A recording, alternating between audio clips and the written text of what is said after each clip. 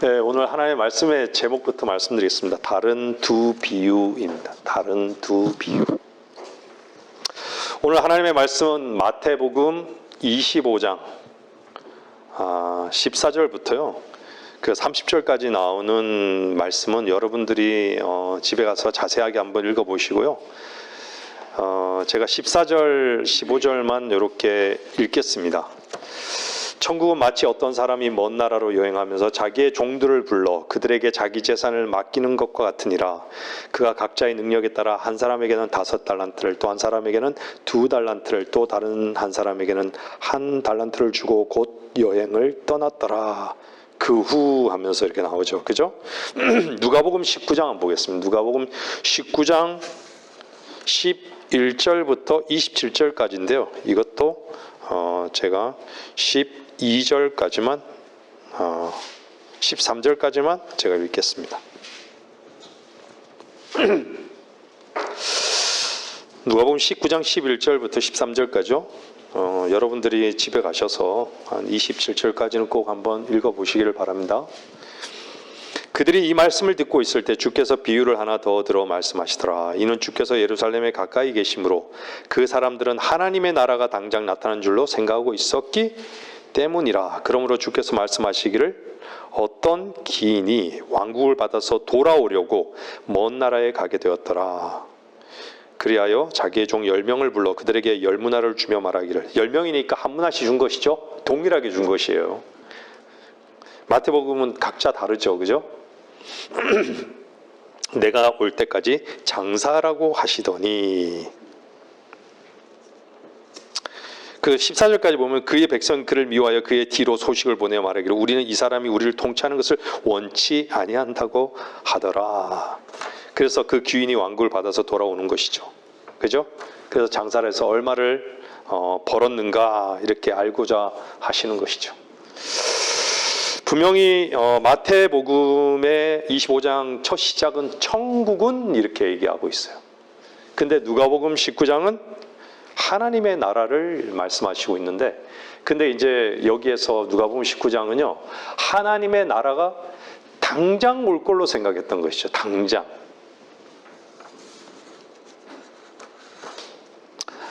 분명히 마태복음의 비유와 누가복음의 그 비유는요, 같아 보이지만 다른 것이죠. 이 부분에 대해서 오늘 말씀의 강론을 통해서 이제 알아갈 것입니다.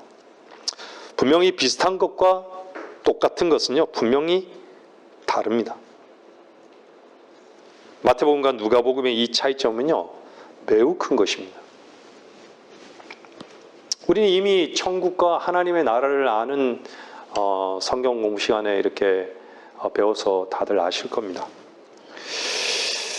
근데 많은 경우요, 일반 제도권 교회도 하나님 나라와 천국을 제대로 몰라요.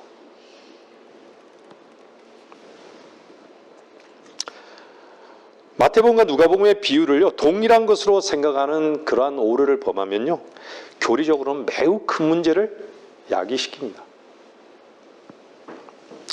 이 마태복음 오늘 나와 있는 이 비유는요, 마태복음에는 12가지의 비유가 나오는데 오늘 이 비유는 마지막 12번째의 비유입니다. 마태복음 25장은 그 주인의 집을 관리하는 종이 나오죠. 주인의 집이에요. 성경에서 집을 얘기할 때 구역에서 보면 유다집, 이스라엘집 이렇게 말하고 있어요. 유다집, 이스라엘집.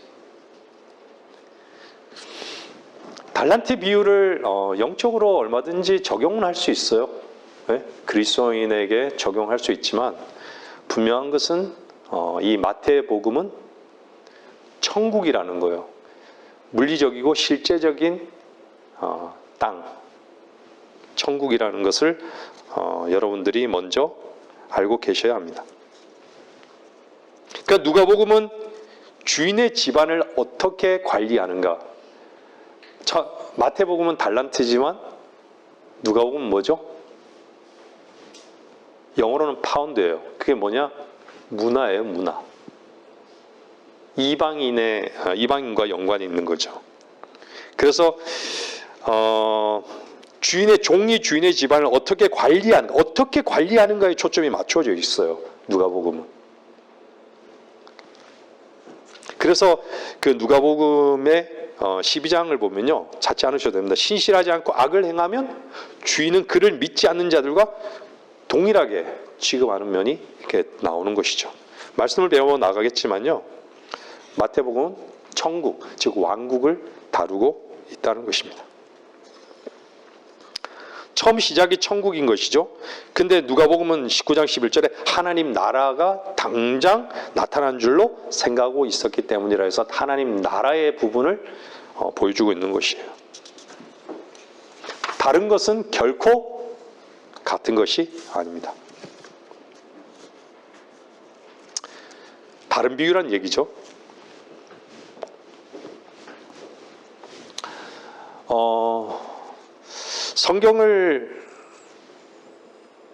목사가 성경을 가르쳐 주는 것은요, 매우 중요해요. 그러나 성경을 가르쳐 주는 이유는요, 하나님의 능력을 누리게 하기 위한 것입니다.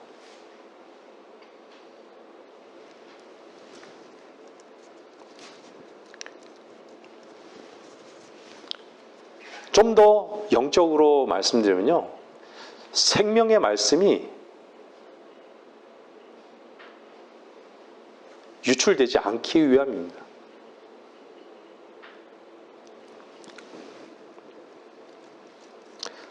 성경의 지식을 아는 것은요, 절대로 만족감이 없습니다.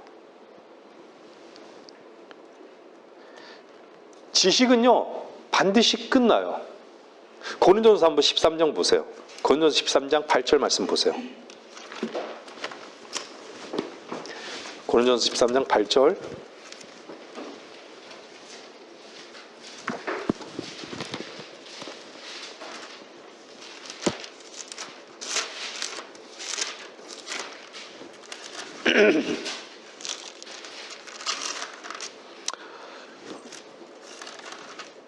(13장 8절에) 보면요, 사랑은 결코 시들지 아니하나 예언들이라도 끝이 올 것이요 방언들이라도 그치게 될 것이며 지식도 끝나게 되리라. 언제죠? 주님 오셨을 때 끝나는 거예요. 끝나는 이유가, 지식이 끝나는 이유가 뭔지 아십니까? 사람이 쓰는 것을요, 지식은 사람의 것을 쓰는 것이 지식인 것입니다. 지식은 하나님으로부터 배우는 것이 아닙니다.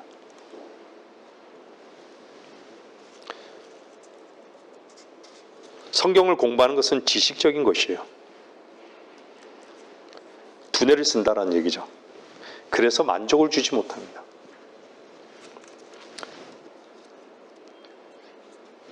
아는 것에는 결코 만족감이 없습니다. 그러나 진리의 지식을 통해서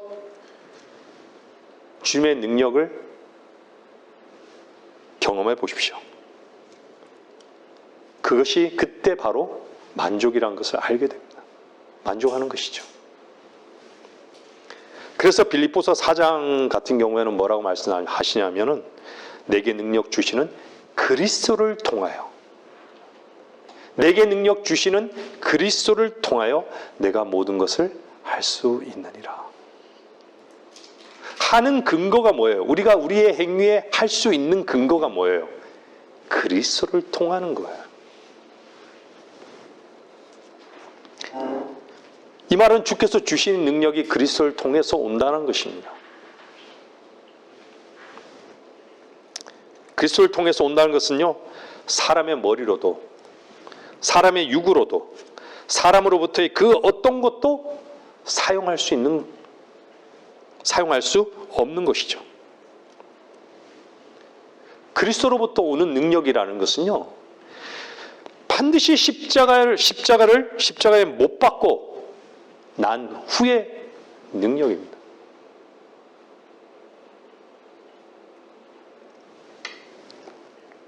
그래서 어떤 사람은 지식을 자랑하지만요, 지식을 자랑하는 사람은 교만해지는 것이죠. 지식을 가지고는 결코 만족하지 못합니다. 지식은요, 진리로 나아갈 수 있게 하는 지도책은 될 수 있어요. 무엇이 독인지, 독이 있는 것인지, 무엇이 독이 없는지를 분명히 가르쳐 주는 것이 지식인 것은 분명한 것이죠. 지식이 필요하다는 것이에요. 필요하지 않다는 것이 아닙니다.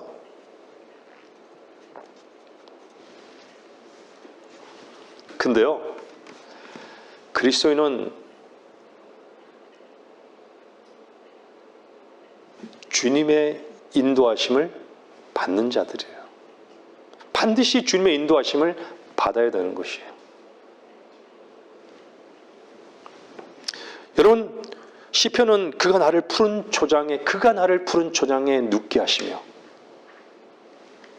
잔잔한 물가로 나를 인도하시는도다. 지식이 나를 인도하지 않아요. 그리스도가 나를 인도하시는 거예요. 주님께서 나를 인도하시는 거예요.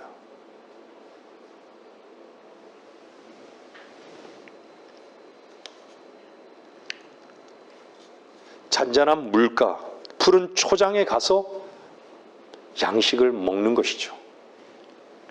여러분, 탕자가 집에 돌아왔을 때 신발도 신고 옷도 입고 반지도 끼죠. 근데 무엇이 안 빠져요? 반드시 들어가는 게 뭐예요? 먹을 것이. 먹을 것이 없으면 안 되죠. 아버지의 기쁨에 동참하려면 반드시 먹어야 하는 것이죠. 아는 것 가지고는 절대 기쁨에 동참할 수는 없습니다. 다시 말씀드리지만 지식을 가르쳐 주는 것, 성경이 무엇을 말씀하시는지, 성경은 교리적으로 어떤 것인지 아는 것은 중요합니다. 그걸 가르쳐 주는 것은요, 매우 중요해요. 얼마나 많은 사람들이 지식 때문에, 잘못된 지식 때문에 어떻게 됐죠? 주님을 못 만나는 것이에요. 바른 진리를 못 만나는 것이에요. 어떻게 보면요, 어떤 사람은 그렇죠. 세상은 말의 전쟁이라고. 근데요, 말이 있기 전에 사상이 있는 거예요. 이론이 있는 것이죠. 지식이 있는 것이에요. 어쩌면 지식의 전쟁이에요. 왜 저들이 이단 무리가 있고 이단 무리가 있는데 이단 무리들이 주장하는 것은 뭐예요? 하나같이 동일한 것이지만 지식이에요. 그들이 갖고 있는 그 지식을 내려놓지 못하는 거예요. 그게 자기의 그 지식이 맞다라는 그 오름을 딱 붙잡고 있는 거예요. 진리를 받아들이지 않아요. 진리가 뭔지도 몰라요. 빛도 뭔지 모르고 진리가 뭔지도 모르는 것이죠. 어떻게 그리스도를 아는 지식은 있을지 모르지만 진리의 지식은 없는 것이죠. 예수 그리스도에 관해서 알지만 예수 그리스도를 모르는 것이에요.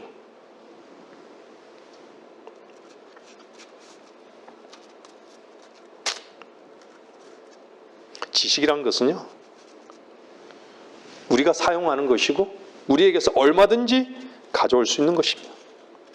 근데 능력이란 것은요, 하나님이라는 분을 아는 것입니다. 주 예수 그리스도의 십자가를 통하지 아니하고는 결코 경험되어질 수 없는 것이죠.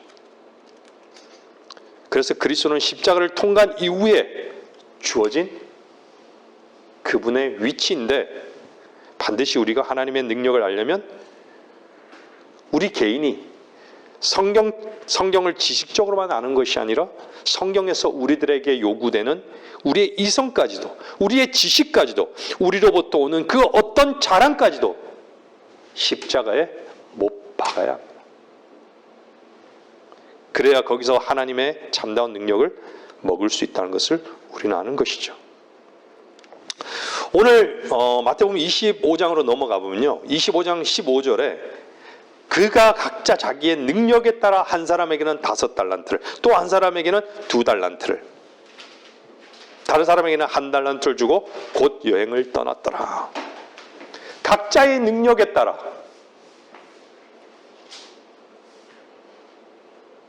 각자의 능력에 따라. 근데요, 누가복음에는 그 문화를 10사람에게 10문화를 주잖아요. 근데 한 문화씩 동일하게 주어졌어요. 한 문화씩 줬다는 것은 누가복음은요,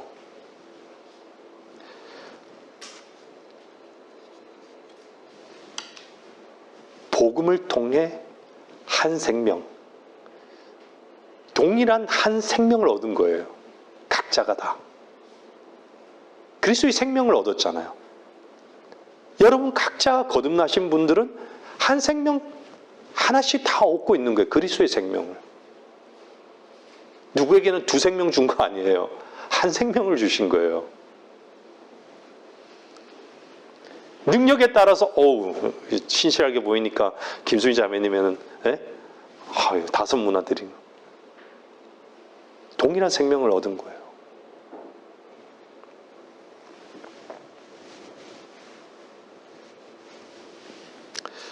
근데 마태복음에는요, 진짜 그 끝에 보면은 마태복음 25장 한 30절 보세요. 30절에 보면 너희는 그 쓸모없는 종을 바깥 흑암에 내어 던지라. 바깥 흑암이 어디죠? 지옥에 던지라는 얘기예요. 지옥에. 이거 읽을 때마다 수많은 종교, 저도 예전에 이거 읽었을 때 상당히 두려웠어요. 어휴. 그래서 종교적으로 더 열심을 갖게 하죠.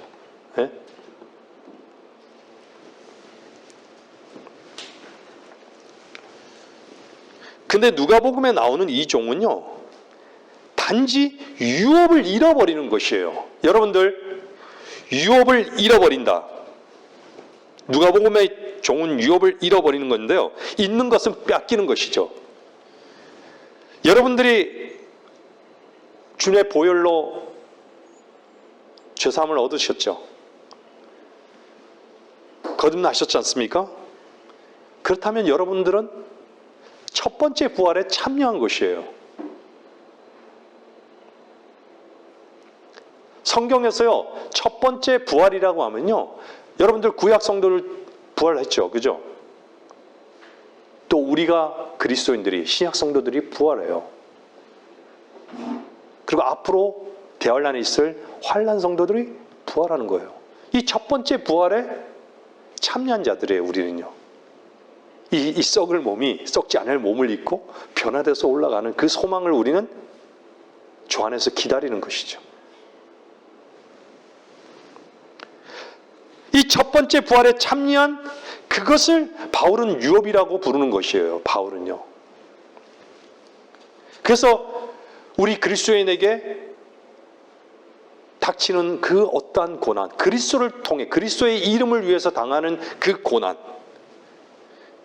그리스도를 위해서 고난 받는다면요, 그 유업을 얻게 되는 것이에요. 우리는 지옥에 가지 않는 것이죠. 근데 그 생명을 얻고 풍성하게 얻기를 원하는 주님이 모든 것을 이루어 놓으신 그 근거하에 모든 생명을 풍성히 얻기를 원하시는데, 만일에 그 문화를 우리가 땅에 묻어둔다. 세상에 취해서 세상과 더불어 은밀하게 세상을 즐기면서 살아간다. 그러면요, 그리스도의 심판석에서 부끄러움을 당하는 것은 당연한 것이죠. 오늘 보면요, 성경에 장사를 얘기하잖아요. 장사. 그죠? 장사란 건 뭐예요? 파는 것이에요. 근데요, 장사를 잘하는 정도가 뭐와 연관되는 줄 아세요? 열매 맺는 것과 연관돼요. 30배, 60배, 100배 열매 맺는 것과 연관되는데, 장사, 우리는 무엇을 팔아요? 우리의 가장 소중한 것을 파는 거예요. 여러분에게 가장 소중한 것을 파는 거예요.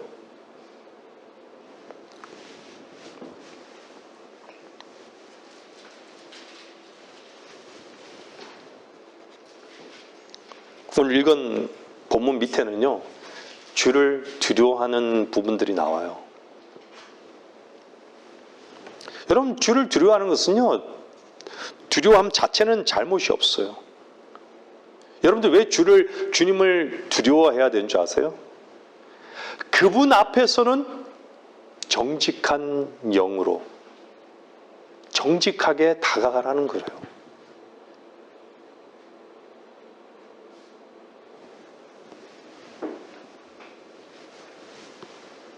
근데 마태복음, 마가복음, 이 누가복음 이게 둘 다요, 주인이 너무 엄하다고 이렇게 불합리하다고 비난해요. 너무 엄격하다고. 여러분들 한번 잠깐 봐보세요. 그 본문 한번 봐보세요. 마태복음 25장에요.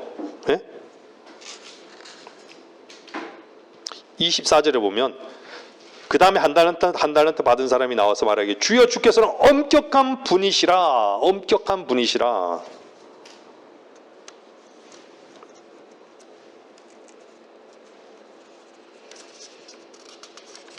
누가복음에도 보세요. 누가복음에도 보면은 21절에 보면 당신은 엄격한 분이시기에 내가 당신을 두려워하였으니. 엄격한 분이에요.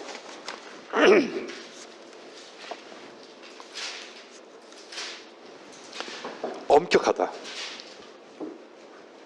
이게 뭘 얘기하는 줄 아세요? 우리 입장에서는요, 우리는 항상 뭔가 주를 위해서 뭔가 일하는데 당신만 이득을 가져가지 않습니까?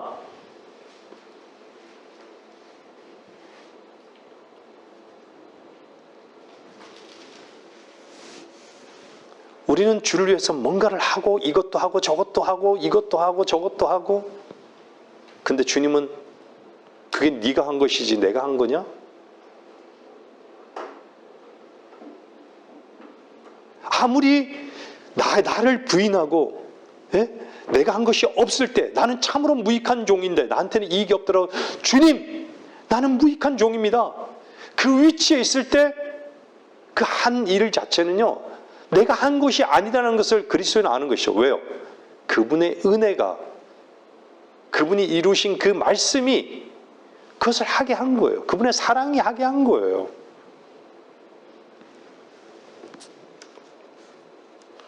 근데 나는 이것도 하고 저것도 하고 나도 주일 와서 이렇게 봉사하고 저렇게 봉사를 하는데 왜 당신만 이익을 가져갑니까? 이런 거예요. 엄격한 분이시라는 게.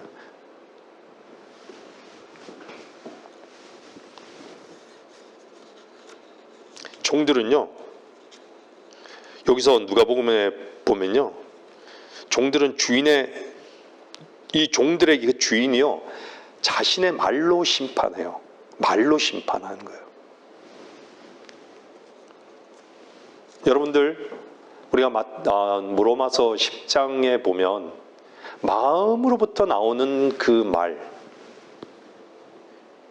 주님은요, 주님은 내 말들로 인해서 내가 의롭게 되고 또 내 말들로 인하여 내가 정죄함을 받게 될 것이다, 이렇게 얘기하시나. 말로.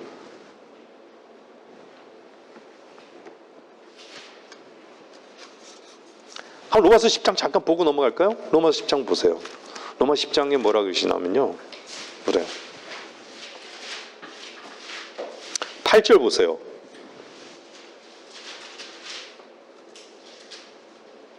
그러나 그것이 무엇을 말하느냐? 그걸 얘기하는 게 뭐냐면, 누가 하늘에 올라갈 것인가, 누가 깊은 곳으로 내려갈 것인가, 이렇게 얘기하죠. 그 위에 이 구절과 연관되는 거예요. 그런데 뭐라고 말씀하냐? 말씀이 내게 가까워 내 입에 있으며 내 마음에 있노라.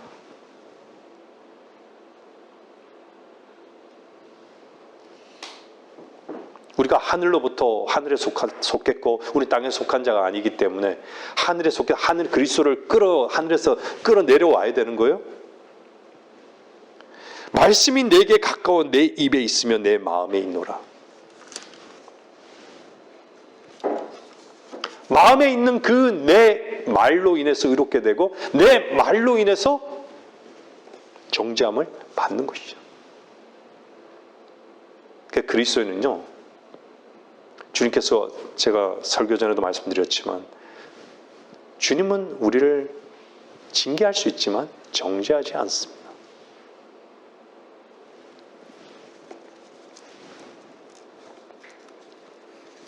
마태복음의 이 비유는요, 분명히 대환란을 다루고 있습니다. 근데 이 누가복음의 비유는 이 교회를 다루고 있는 것이죠. 마태복음에서는 등장하는 단어 중에 하나가요, 여러분들이 교리적인 부분들을 오늘 좀 다루는데 인자라는 부분이 나옵니다. 인자. 주님께서 이 땅에 계시는 주님을 말씀하실 때 성경에서는 인자라고 표현되는 경우가 많이 있는 것이죠. 그러니까 왕으로 오신 예수 그리스도를 다루고 있는 것이죠. 근데 누가복음에서도 인자를 다루고 있어요. 인자가 온 것은 잃어버린 자를 자꾸 이렇게 얘기하잖아요. 근데 인자가 온 것은 잃어버린 자를 자꾸 여기서 인자라는 표현을 할 때는요, 누가복음에서는 세상 죄를 제거하는 어린 양으로서의 마지막 아담으로 제시되는 것을 말하고 있는 것이죠. 이걸 구분해서 봐야 돼요. 마태복음은 인자라고 할 때는 유대인의 왕, 이스라엘의 왕으로 오신 인자. 그리고 누가복음은 어린 양으로서 마지막 아담으로 제시되는 인자, 사람으로 오신 것이죠.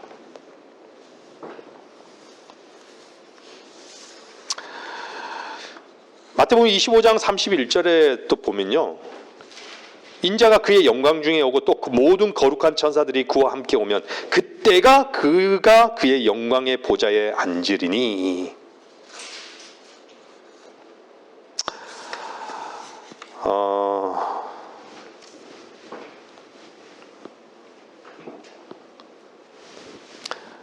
그 마태복음 25장에는요, 영원한 불 속으로 들어가, 영원한 형벌에 그러므로 이들은 영원한 형벌에 들어갈 것이라.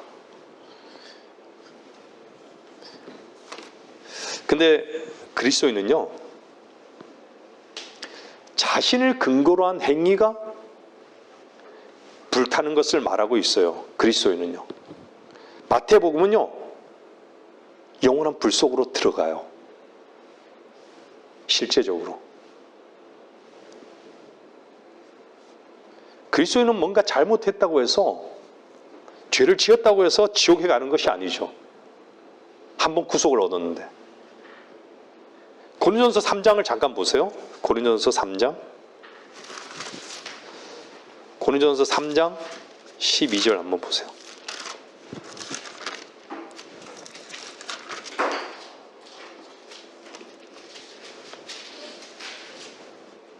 (12절부터) 한번 보겠습니다. 이제 누구든지 기초 위에 금이나 은이나 보석이나 나무나 짚이나 그루터기로 지으면 각 사람이 일한 것이 나타나게 되리니 그날이 그것을 밝힐 것이라. 이는 그것이 불로써 드러나고 또 그 불은 각 사람이 일한 것이 어떤 종류인지를 시험할 것이기 때문이라. 어떤 종류를 시험한다라는 거예요. 만일 어떤 사람의 일한 것이 세운 그대로 있으면 그는 상을 받을 것이요, 만일 어떤 사람의 일한 것이 불타버리면 그는 손해를 당하리라. 그러나 그 자신은 구원을 받게 되지만 불에 의해서인 것처럼 그렇게 되리라. 저는 이 말씀을 상당히 많이 오해했던 적이 많습니다. 수많은 그리스도인이라고 하는 사람들, 종교인들은요, 뭔가 자기 행위로 뭔가를 자꾸 해야 되는 것으로 여기죠. 하나님을 기쁘시게 하려고 할 수 있다라고.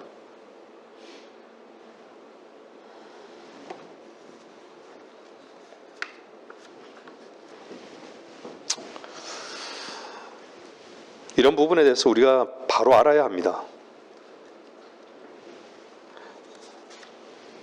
우리가 하는 모든 일을 주께서 상급으로 기억하시는 거 아닙니다.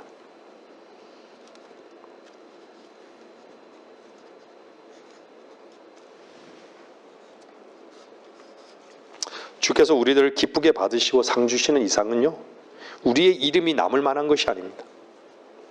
주께서 우리들에게 주신 은혜에 근거하신 것입니다.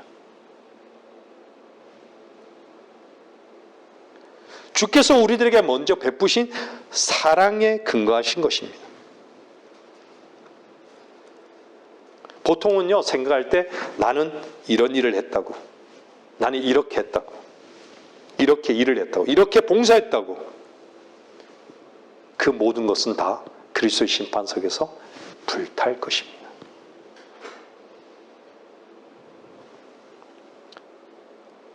어떤 사람들은 고린도서 3장 12절을 백보자 심판석이랑 같이 동일하게 보는 경우도 있죠. 아니에요.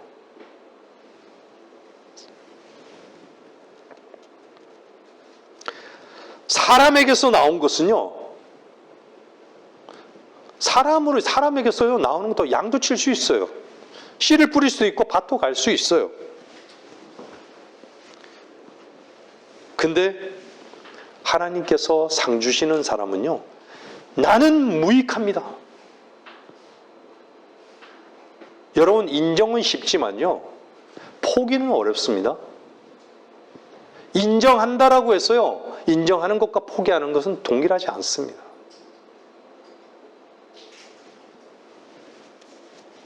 나는 무익한 종입니다. 나에게는 나는 저주받아 마땅합니다. 나에게 기대치가 없습니다.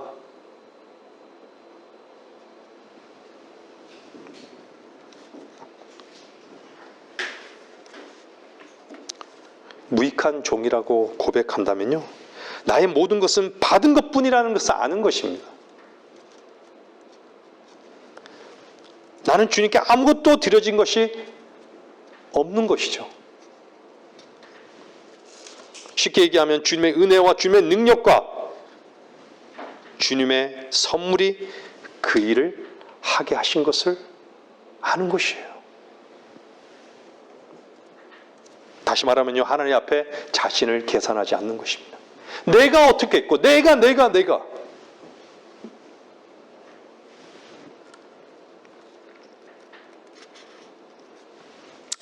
많은 경우에 착각하는 것이죠. 너무 자기를 계속 사용하는 것이죠. 자연스럽게. 무조건적으로 열심을 내고, 어떤 면에서는 의무까지로도요, 얘기하고 있습니다. 여러분들, 그리스도인에게도 의무가 있어요. 그리스도인에게 의무가 있다면 하나입니다. 그 의무가 뭔지 아십니까? 여러분의 자신이 십자가에 나아가서 여러분 자신은 부인되고 그 십자가를 통해서 주께서 친히 일하시는 바로 그 일입니다. 이것만이 의무인 것이에요.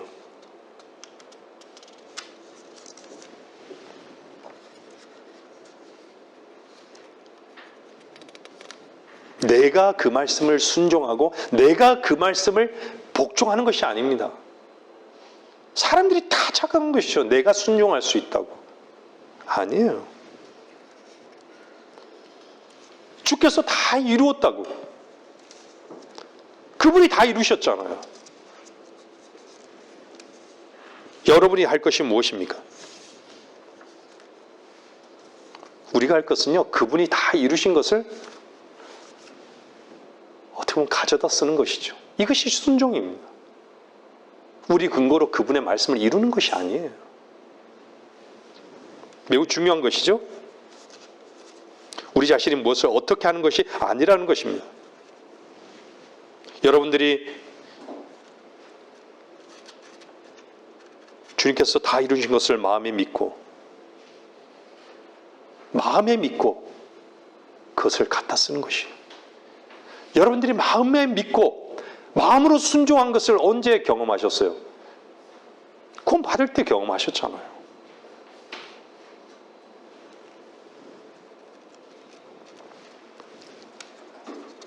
진정한 순종은 십자가에서만 가능합니다. 내가 그분께 무엇을 하는 것이 아니라는 것이에요.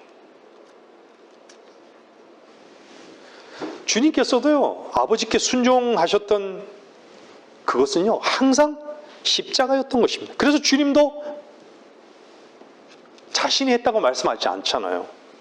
아버지께서 하신 것으로 주님도 늘 고백하셨어요. 우리 그리스도인도 마찬가지인 것입니다.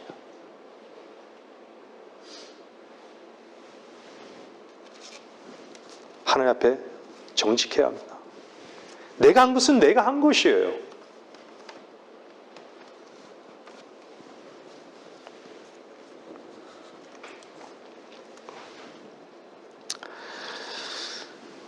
사람들은 참 이렇게 합치는 것을 참 좋아합니다. 마태복음, 누가복음, 오늘 비유도 같은 것으로 이렇게 만들어 버린 것이죠. 왜 만드는 것을 하나님께서 나누신 것을 자꾸 합치려 할까요? 그것은요 하나님을 대적하기 위해서, 인간을요 하나님의 대적자에게 다 바치기 위해서 그런 거예요. 그래서 세상을 하나로 만들잖아요. 피도 하나가 되게 하고요. 여러분들, 우리 그리스도인이 이 시대에요 가장 경계해야 되는 것은요 뭔지 아세요? 생각을 못하게 하는 것에 경계해야 됩니다. 생각을 못하게 하는 거예요. 너무 바빠요. 뭐 때문에 바빠요 도대체? 하나님의 말씀을 묵상하게 해도, 묵상할 생각도 생각할 수 있는 시간도 없을 정도로 바쁘다고 변명하는 것이죠. 정신을 못 차리게 하는 것이에요.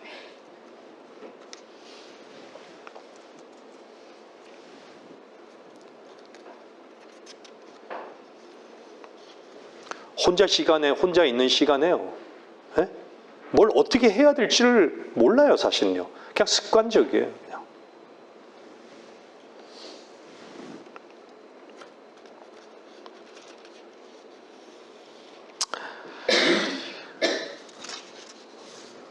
성경을 모르는 가장 큰 이유는요, 제대로 하나님께서 나누시는 것을 제대로 나누지 못하기 때문에 하나님의 말씀을 제대로 모르는 것이죠.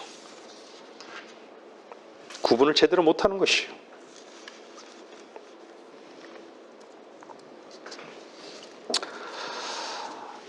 오늘 본문에 많은 것들을 다루기에는 사실은 좀 시간적으로 많은 부담이 있습니다. 너무 많이 시간도 이렇게 지나가고 있는데요.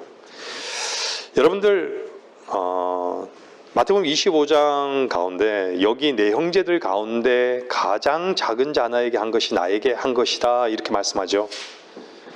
많은 경우에 사람들이 성경을 보면요, 형제들이라는 표현이 나오면요 꼭 뭐로 생각해요? 그리스도인을 얘기하는 것으로 여겨요. 형제들. 그러니까 기본적으로 성경에서 고린도전서 10장 말씀대로 유대인과 이방인과 하나님의 교회를 구분을 못해요. 그리고 그 어느 시기에 해당되는 건지, 누구에게 해당되는 것인지조차 사실은 관심이 없어요.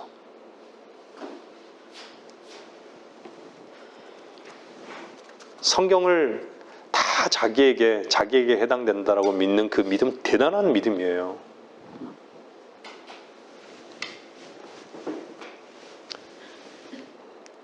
분명히 여기서 얘기하는 것도요, 주님께서 형제들이라고 이렇게 말씀하시는 것은요, 아브라함의 자손, 혈과 육의 아브라함의 자손을 얘기하는 거예요.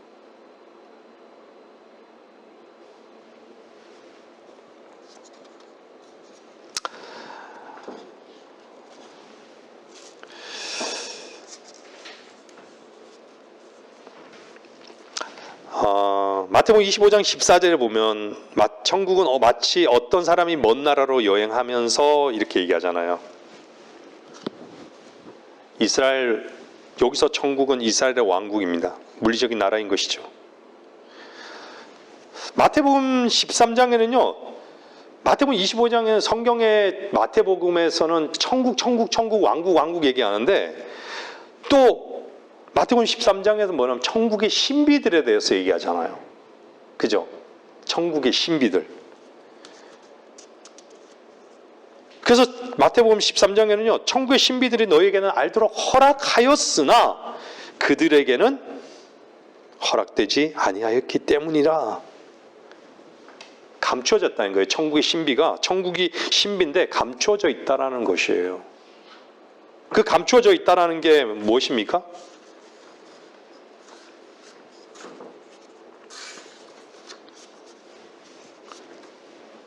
지금은 아니지만 뭔가 감추어져서 나중에 드러난다라는 거예요. 실제적으로. 왠지는 아실 거예요. 나중에 말씀드릴게요.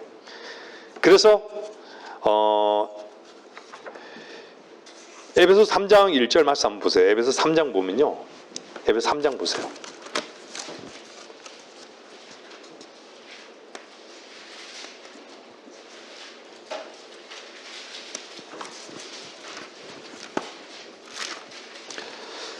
(3장 1절부터요) 이런 까닭에 나 바울은 너희 이방인들을 위하여 예수 그리스도의 제수가 되었으니 과연 너희를 위하여 내게 주신 하나님의 은혜의 경륜을 너희가 들었을진데 이것은 그분이 계시로 내게 신비를 알게 하신 것이며 내가 전에 간략하게 쓴 것과 같으니 너희가 읽을 때 거기서 그리스도의 신비 안에 있는 나의 지식을 이해하게 되리라.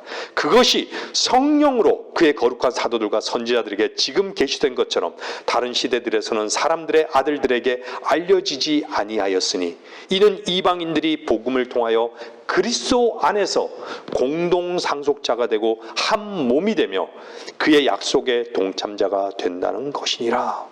그 밑에 7절 보면 이로써 그분의 능력이 효과적으로 역사하신 대로 내게 주신 하나님의 은혜의 선물을 따라 내가 이 복음의 일꾼이 되었노라.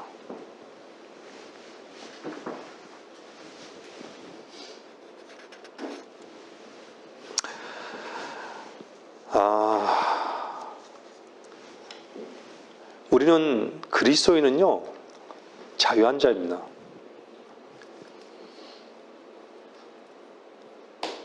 우린 죄로부터 자유했고 율법으로부터 자유했습니다. 자유한 자예요. 우리는 이 자유를 선포하는 것이에요. 세상 모든 사람과 우리는 다르지가 않아요. 나를 특별한 위치에 두기 때문에 세상 사람들과 함께하지 못하는 것이에요. 많은 경우. 내가 의로운 거예요. 내가 옳은 거예요. 그렇기 때문에 다른 사람은 그런 것이고 다른 사람은 나는 의롭기 때문에 다른 사람은 판단하는 것이죠. 세상 사람과 그리스도는 다르지 않습니다. 동일한 것이에요. 단지 그리스도는요 무엇에 대해서 안위할 수 있는 것이죠. 내 자아에 대해서 안위할 수 있는 것이에요. 세상에 대해서 안위할 수 있는 것이에요. 육신에 대해서 안위할 수 있는 것이에요.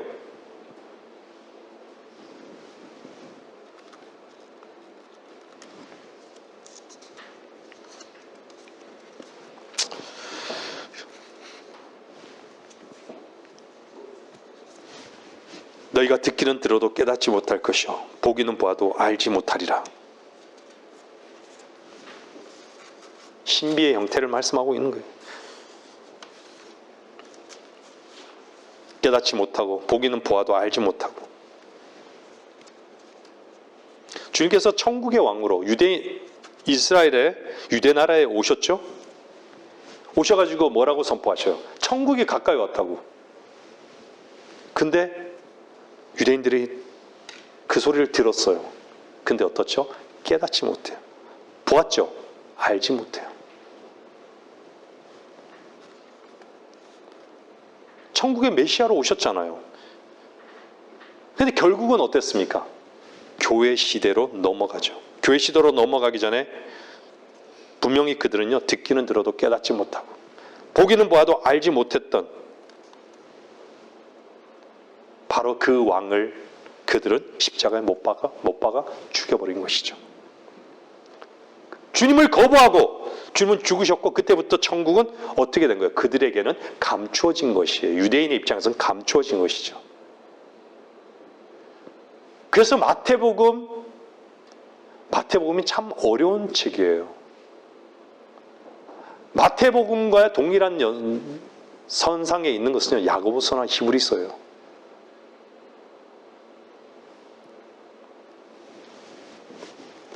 유대인을 다루고 있는 것이죠. 많은 경우에요. 교리적으로.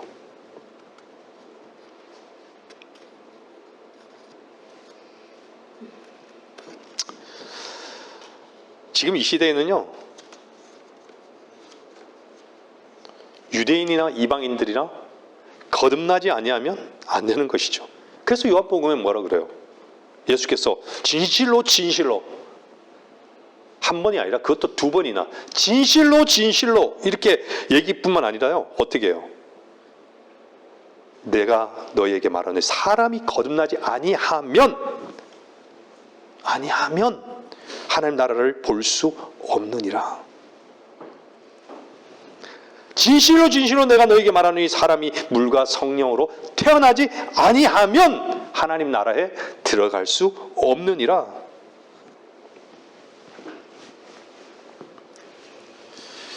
하나님 나라에 들어가기 위해서는요,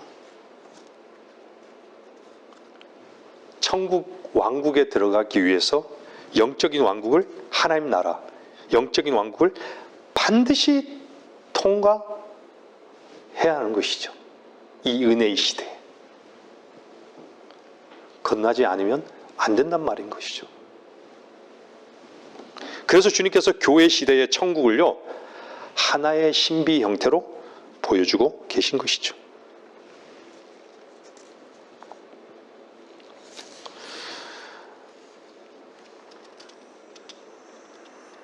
마태복음에서는요,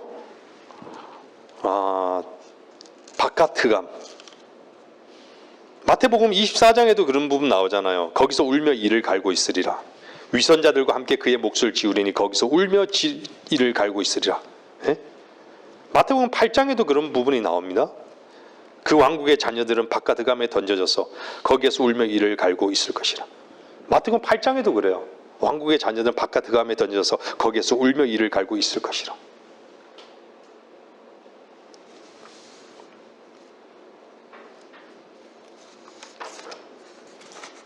왜 그럴까요?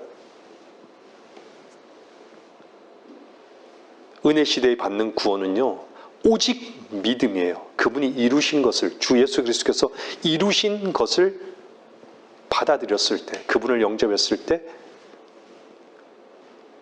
오직 믿음으로. 근데 유대인들에게는요, 이때 이 시대의 이 부분은요, 행위가 요구되는 거예요.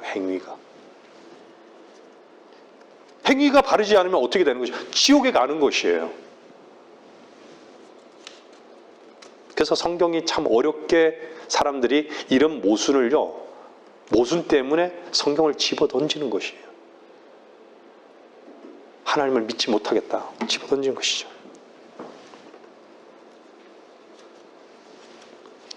근데 여러분들 마태복음 24장, 25장 이런 부분은요, 사실은 시대적으로 보면요, 대환란 때를 말하고 있어요. 대환란 때. 그것은 역사 가운데 이루어진 일이 아니에요. 유대인이 메시아를, 주님을 거절하고 십자가에 못 박아 죽였기 때문에 이스라엘에 대한 그 약속을 하나님께서 이루시기 위해서 다시 재림해서 오셨을 때 그 부분을 주님이 오셔서 이스라엘 왕으로 오셨을 때, 초림 때 이루지 못한 것들을 다 이루신 것이죠. 그분은 신실하심을 입증하시기 위해서 그분의 하신 말씀을 이루어야 되는 거 당연한 것이 아니겠어요? 우리 그리스도인에게도요, 그분이 우리에게 하신 그 말씀을 반드시 우리 안에서 그분의 말씀을 이루신다라는 믿음의 확신이 우리 안에서도 항상 그리스도 안에 있어야 되는 것이에요. 그것이 없이 하나님께서 해주겠지, 아닌 것이죠.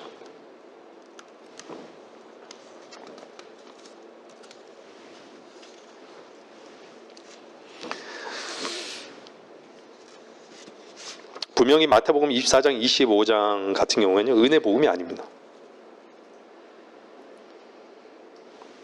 믿음과 행위가 요구되는 것이에요. 그래서요, 이해할 수 없죠. 야고보서에 부자들에 대해서 왜 부자가 왜 지옥 가는 거예요? 네? 아니, 병들은 자에게 문안 안 하면 왜 지옥에 가는 거예요? 감옥에 갇혀 있는 자들에게 왜 찾아가지 않으면 왜 지옥에 가는 것이에요? 헐벗은 자에게 입혀주지 않으면 왜 지옥에 가는 것이에요? 그러면 모두가 다 지옥 가는 것이죠. 지옥에 다 가야 되는 거 정상 아니에요? 말씀을 구분하지 못하기 때문이에요. 누구에 해당되는 것인지를 모르기 때문인 것이죠.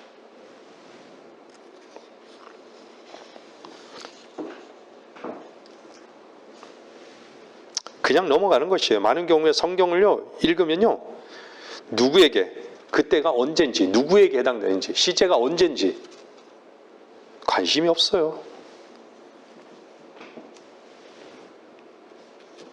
마태복음 24장과 25장은 대환란의 때예요.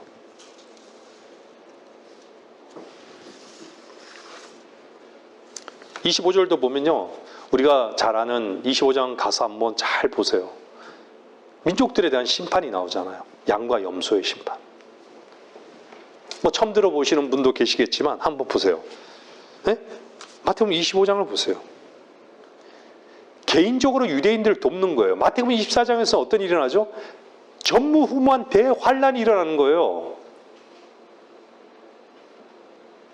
유엔이 합쳐서요 누구를 대적해요? 이스라엘을 대적하는 거예요. 하나님이 선택하신 백성을 대적하는 위치에 서게 되는 거예요. 그 그림이, 하나님의 그림이, 조각이 지금 얼마나 많이 맞춰져 가고 있어요. 그 위를 위해서 이방 민족들이 준비하는 거예요. 이런 전쟁의 소문들이 들리는 거예요.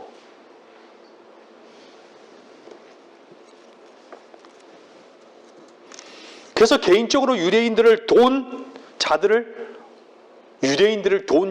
그때는 어떻죠? 하나님께서 양으로 분리되는 거예요.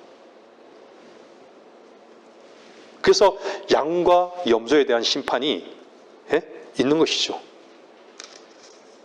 육신적인 형제들을 돌보느냐 돌보지 않느냐 이걸 얘기하는 거예요.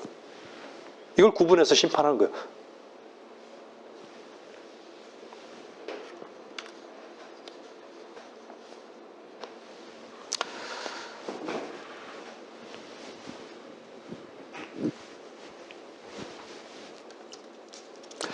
근데 여러분들 그 아까도 인자라는 말을 제가 말씀을 드렸지만 바울 서신에는 인자라는 표현이 없어요. 아시죠? 바울 서신에는 인자라는 표현이 없습니다. 육신을 입고 오신 주님은요 왜 오시는 것이죠? 초림 때는 구원하시기 위해서 오셨다면 재림 때는 심판하시기 위해서 오시는 것이에요. 그래서 영광 중에 오시는데 심판하시기 위해서 오신다라는 것이에요. 이방 민족들을 한 번에.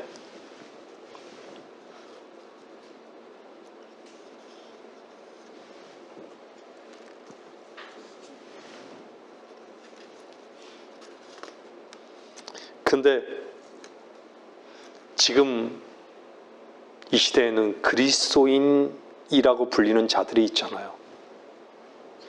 교회가 아직 휴거되지 않고 이 지상에 아직 그분의 부르심을, 공중에서 부르심을 기다리는 자들이 있잖아요. 그렇죠? 그런데 이것을 사람들이 성경을 구분하지 못하기 때문에 혼동하는 것이죠. 교회 시대는 인자라는 단어가 없어요. 그래서 주님은 그분이 어디 계신 거예요? 성경은 뭐라 그래요? 우리의 대제사장은 그는 또한 자기를 통하여 하나님께 나오는 자들 끝까지 구원하실 수 있으니 이는 그가 항상 살아계셔 그들을 위하여 중보하심이라. 그러나 그러한 대제사장 우리에게 적합하니 거룩하고 악이 없으며 더러움이 없고 죄인들에게 성별되시며 하늘들보다 더 높이 되심이라. 그는 대제사장들처럼 먼저 자신의 죄들을 위하여 그 다음에는 백성의 죄들을 위하여 제사 드리는 일을 매일 할 필요가 없으니 이는 그가 자신을 제물로 드림으로 단번에 이루셨습니다. 율법은 연약한 사람들을 대제사장들로 세웠으나 율법 이후에 하신 맹세의 말씀을 아들을 세웠으니 이분은 영원히 드려지셨느니라. 그분이 어디 계신 거예요? 하나님 보좌 우편에 앉아 계신다는 거예요. 우리를 간구하시고 우리를 위해 간구하시고 중보하신다라고 말씀하신 거예요. 지금은 인자로 계시는 것이 아니라고 말씀드리는 것입니다.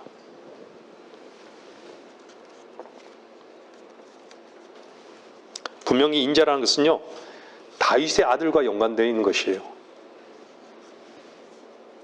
사무엘하 7장의 말씀을 반드시 주님께서는 이 땅에서 이루실 거예요. 다윗의 아들로서, 아브라함의 아들로 분명히 나타날 것입니다. 여러분, 사무엘하 7장만 한번 보겠어요. 아주 중요한 구절이에요. 사무엘하 7장 12절부터 한번 보세요.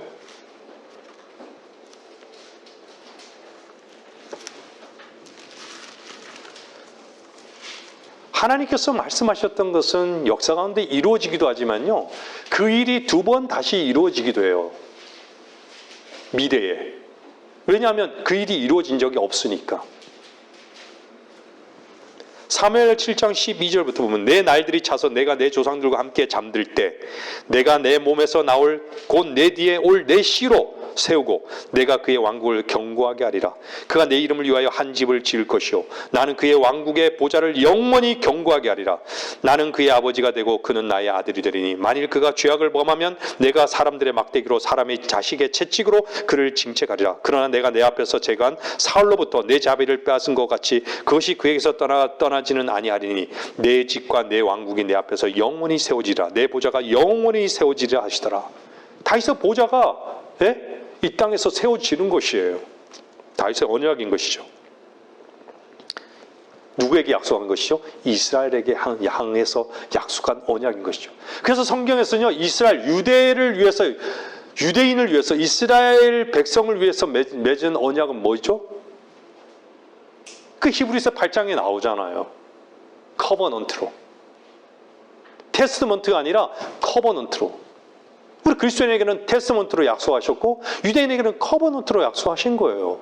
그 언약의 약속을요. 언약을. 그 한 구절만 보고 갈까요? 히브리서 한번 보세요.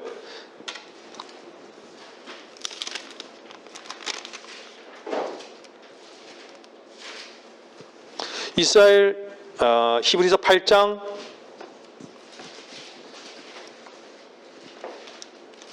8절부터 볼게요. 히브리서 8장 8절 보세요. 그들에게 허물을 발견하고 그가 말씀하시기를 보라 그날들이 오리라. 주가 말하노라 내가 이스라엘 집과 유다 집과 더불어 새 언약을 맺으리라. 뉴 커버넌트를 얘기하는 거예요. 그것은 내가 그들의 조상의 손을 잡아 이집트 땅에서 인도하여 내던 날에 그들과 세운 언약과 같이 아니하니 이는 그들이 내 언약 속에 머물러 있지 아니하므로 내가 그들을 돌아보지 아니하였음이라. 주가 말하노라 그 날들 이후에 내가 이스라엘 집과 세울 언약이 이것이라. 주가 말하노라 내가 내 율법들을 그들의 생각에 두고 그들의 마음에 그것들을 기록하리라. 나는 그들에게 하나님이 되고 그들은 내게 백성이 되리라. 이게 스가랴 13장의 약속이에요. 스가랴의 말씀도 이 말씀을 하고 있어요. 그들이 자기 이웃이나 형제에게 일일이 가르쳐 주를 알라고 하지 아니하리니. 왜냐하면 주님이 계시니까 알 필요가 없어요. 이는 그들이 가장 작은 자로부터 가장 큰 자에 이르기까지 다 나를 알게 될 것이기 때문이라. 내가 그들의 불의에 대하여 자비를 베풀며 그들의 죄들과 불법들을 다시는 기억하지 아니할 것이라고 하셨느니라.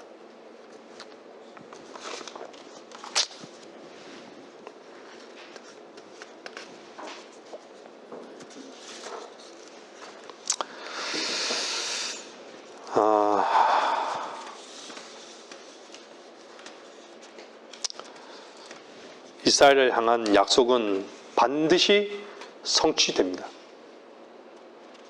언제 성취될까요? 곧 성취되겠죠. 그렇죠. 우리는 기다리는 것이죠.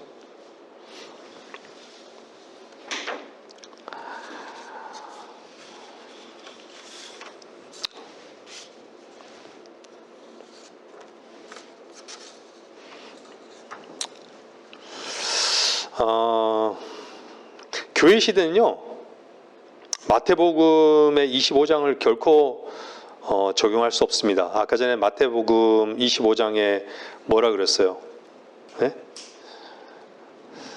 이는 내가 굶주렸을 때 너희가 먹을 것을 주었으며 내가 목마를 때 마실 것을 주었고 내가 나그네 되었을 때 대접하였고 내가 헐벗을 때 입혀 주었으며 내가 병들었을 때 문안해 주었고 내가 감옥에 갇혔을 때 찾아와 주었습니다. 하리라. 그때 의인들이 주께 대답하여 말씀해 주여 언제 우리가 주께서 굶주린 것을 보고 잡수실 것을 드렸으며 목마르실 때 마실 것을 드렸나이까? 언제 주께서 나그네 되신 것을 보고 대접해 드렸으며 헐벗었을 때 입을 것을 드렸나이까? 언제 우리가 주께서 병드신 것을 보았으며 또 감옥에 갇히셨을 때 찾아뵈었나이까? 라고 하더라.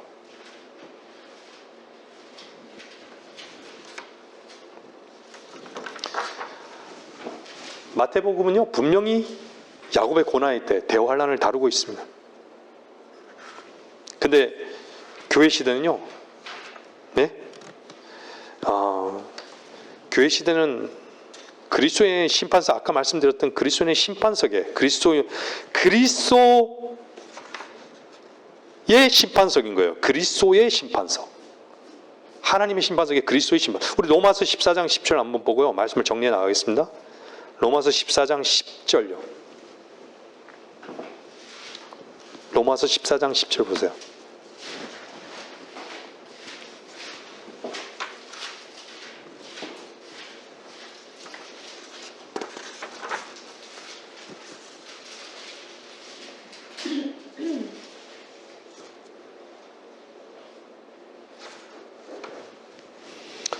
그런데 너는 어찌하여 내 형제를 판단하느냐? 어찌하여 내 형제를 업신여기느냐? 우리가 모두 그리스도의 심판석 앞에 서리라. 우린 참 위로가 되죠. 그죠? 이는 기록된 바 주가 말하노라 내가 살아있으니 이는 모든 무릎이 내게 꿇을 것이요 모든 혀가 하나님께 자백하리라고 하였습니다. 그러므로 우리 각 사람이 하나님께 자신에 관해 설명하리라. 고린도후서 5장 10절도 한번 보겠습니다.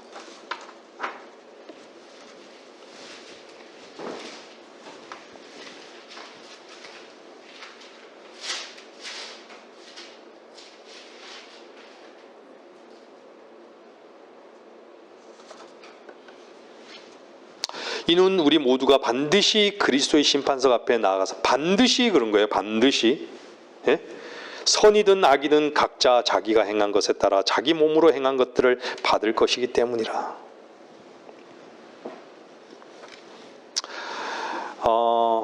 누가복음과 마태복음은요 분명히 두 비유가 비슷하지만 다른 것을 말씀하고 있어요. 우리는 하늘에 속한 자들이에요. 하늘에 속한 자들은요 무엇을 경험한 것이죠? 하나님 나라를 경험한 것이에요. 하나님 나라는 누가 경험한 것이죠? 거듭난 자가 경험한 거예요. 여러분 안에 여러분의 의로 구원을 받았습니까? 여러분이 평안한 것은 여러분을 근거로 해서 평안한 것이에요? 아니에요. 여러분 안에 하나님의 의, 그분이 우리 주 예수 그리스도께서 십자가에서 이루신 그리고 죽고 다시 살았다면 우리는 더 이상 죄에 묶일 이유가 없고 두려워할 이유가 없는 것이죠. 죄에 대해서, 지옥에 대해서. 왜요? 여러분이 여러분 자신을 보았을 때 거기에 묶일 수 있지만요. 절대 여러분이 하나님께서 보신 그 시선과 하나가 될 때는요. 우리는 그분의 은혜를 누리고 자유한 것이죠. 의와 화평이 여러분 안에 있습니까? 그렇다면 하나님의 나라에 속한 그리스도인인 것이에요. 하나님의 생명이 있는 것이에요. 하나님께서는 하나님의 생명을 풍성히 얻기를 원하십니다. 제가 다시 말씀드리지만요. 은혜는요. 값없이 받은 거예요. 값없이 받는 거예요. 그 은혜는 내 안에서 나올 수 있는 것이 단 1도 없는 것이에요. 그분이 이루신 것을 볼 때 우리는 은혜가 뭔지를 아는 것이죠. 자유가 뭔지를 아는 것이고요. 만족하는 것이죠.